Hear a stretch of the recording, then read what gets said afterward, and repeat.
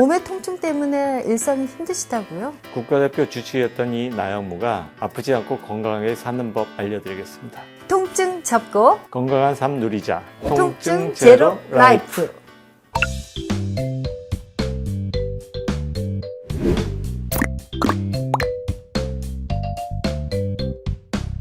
안녕하세요. 국가대표 주치의와 함께하는 통증 제로 라이프의 김희영입니다.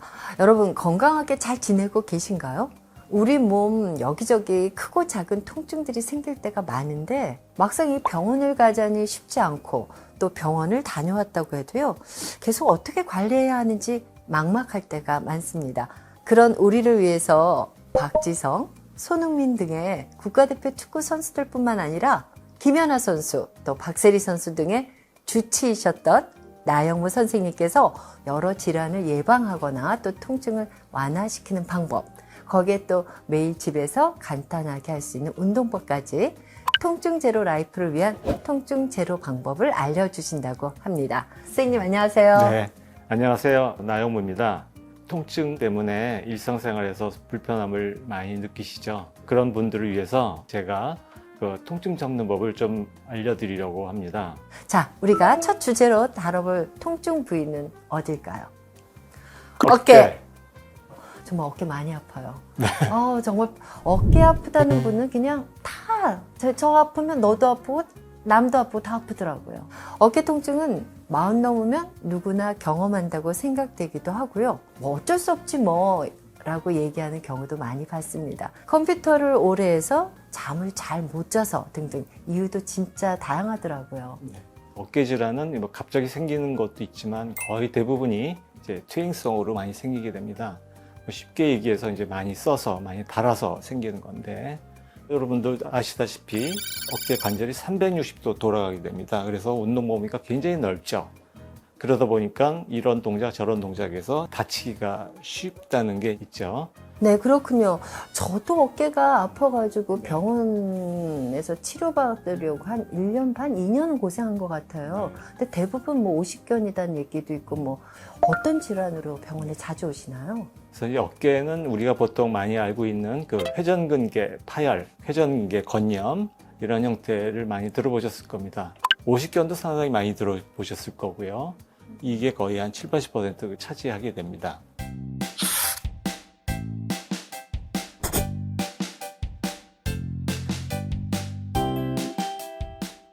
회전근개 건염 혹은 회전근개 파열, 뭐 회전근개 손상이라고 얘기하기도 하죠. 회전근개라는 거는 이제 말은 좀 어렵지만 이게 심줄입니다. 그래서 심줄이 뼈와 뼈 사이, 관절 사이에서 이렇게 움직이는데 과도한 사용으로 인해서 심줄이 이제 뼈랑 부딪혀서 충돌이라고 얘기를 하죠. 그리고 끼이기도 하고, 그래서 이게 닳아서 마모되고 찢어지고 염증 생기고 이제 그렇게 해서 생기는 상태를 우리가 이제 회전근개 이제 손상 이렇게 얘기를 하죠.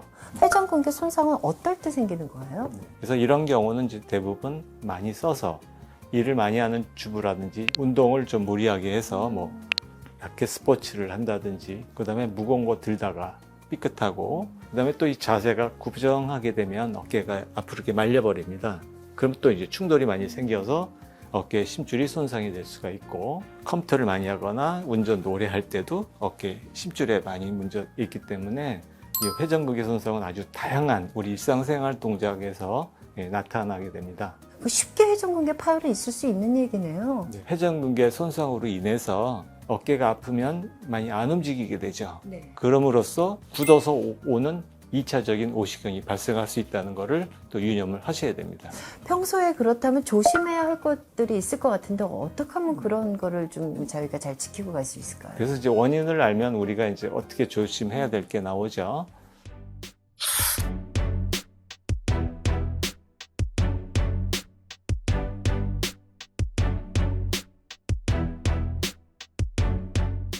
물건을 들다가 삐끗하는 경우가 굉장히 많거든요. 너무 많죠. 그래서 그때는 팔을 붙여서 이렇게 들게 하게 되면 회전근 손상이 좀 덜 되게 됩니다. 그러니까 이렇게 드는 게 아니라 이렇게 들지 붙여서. 말고 어깨를 붙여서. 붙여서. 그리고 위에 선반에 있는 거를 꺼내다가 이때 어깨에 충격이 많이 오게 돼요. 어깨를 올리는 것만으로도요? 팔을 올려서 무거운 걸 꺼낼 때. 꺼낼 때 무게가 그때 돼서. 그다음에 운전을 하다가 네. 무심코 뒷좌석에 있는 걸 꺼내려고 돌리다가 또 이제 심줄이 손상이 되는. 근데 이게 지금 말씀하신 거 저는 다 해봤는데 그럴 때마다 이게 손상이 왔던 거네요. 네, 저도 뭐 그런 경우가 있고 뭐 아. 그다음에 우리가 짐에 가면 뭐 이제 뭐 잡아당기는 풀 거. 다운, 예, 풀 그다음에 다운. 뭐 벤치 프레스 이런 벤치 것들 프레스. 많이 하게 예. 되죠. 이제 그럴 때 많이 다칠 수 있기 때문에 아. 하긴 해야 되는데 뭘 하냐? 그때는 로우 풀이라고 이렇게 잡아당기는 운동이 있어요. 미는 것보다도요. 예, 미는 거 말고 요거는 그래도 어깨 안전하기 때문에 굉장히 도움이 됩니다. 손상된 곳을 무리하지 않게 관리하는 것도 정말 중요하다는 생각이 드는데 그럼 이런 상황에서 하면 좋은 운동법이 또 따로 있을까요? 일상생활에서 편안하게 할 수 있는 운동 한 3가지 정도를 제가 알려드리도록 하겠습니다. 평상시에 좀 따라 해보시면 어깨 건강에 많이 도움이 되실 겁니다.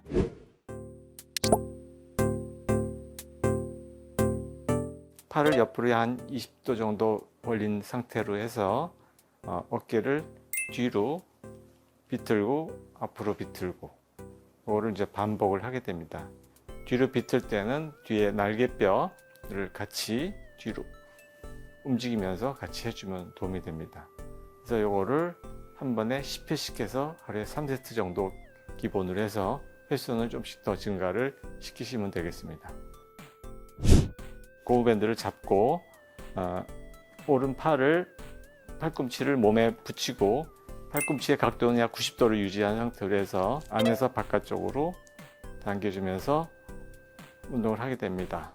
하나, 둘, 셋 이렇게 해서 이것도 역시 10회씩 하루에 3세트 정도 하시면 되겠습니다. 발을 어깨 넓이를 벌리고 팔도 어깨 넓이를 벌린 상태에서 벽에다가 짚고 등을 들어 올립니다. 이렇게 쭉 밀어 올리기 해서 한 2, 3초 하고 쉬었다가 하나, 둘 이렇게 해서 10회씩 3세트를 하고 횟수를 증가시키면 되겠습니다. 이번에는 회전근개 손상과 함께 이 어깨 질환, 쌍두마취, 오십견에 대해서 좀 알아보겠습니다.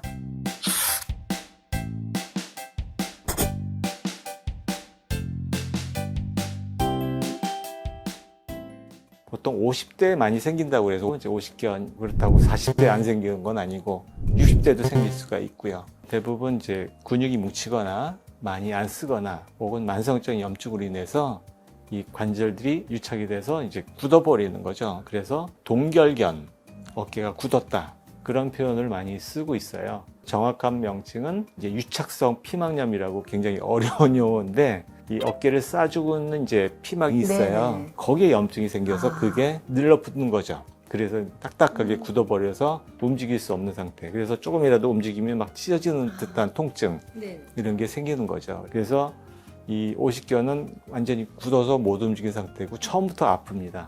반면에 회전근개 손상은 어느 정도 움직이면 되다가 어느 순간인가 잠깐 아프고 말죠. 그래서 그런 걸로 이제 구분을 할 수가 있는데 그래서 이 오십견은 대부분 이제 노화로 인해서 오는 경우가 굉장히 많죠. 그다음에 이제 회전근개 손상은 어떤 일상생활에서 부상으로 인한 경우가 많아서 그런 차이점이 좀 있습니다. 아까도 잠깐 말씀드렸지만 회전근개 손상으로 인해서 2차적으로 오십견이 올 수 있다는 것도 좀 유착이 돼서. 예, 생각을 네. 해봐야 됩니다.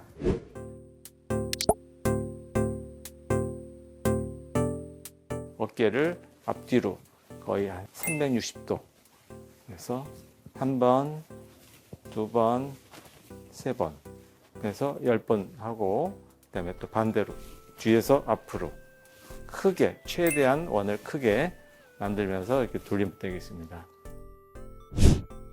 두 손을 깍지를 끼고 팔을 모아서 팔을 앞으로 위치한 다음에 위로 점차 올리게 됩니다. 그래서 최대한 올릴 수 있는 만큼 올렸다가 또 내렸다가 최대한 올리기를 시도를 해주게 됩니다. 그래서 어깨 관절의 가동 범위를 좀 늘려주는 운동이 되겠습니다.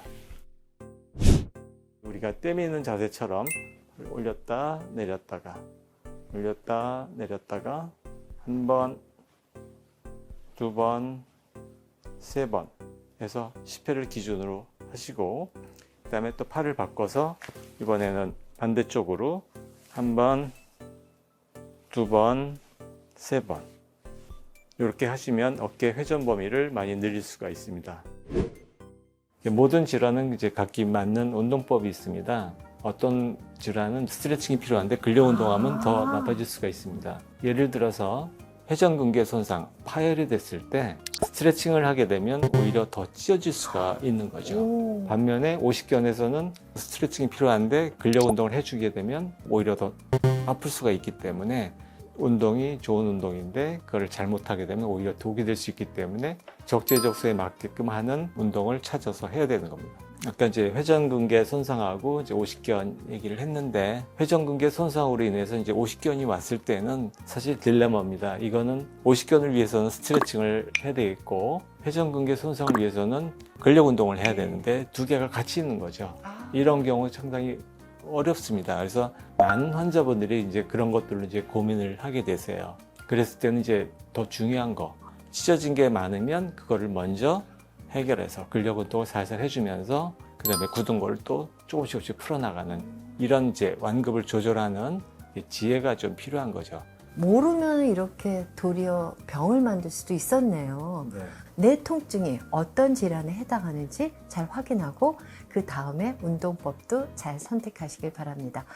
생활 속에서 작은 통증은요, 방치하면 큰 병 된다는 거 알았습니다. 네. 그 전에 미리미리 대비를 잘 해야 될 것 같습니다.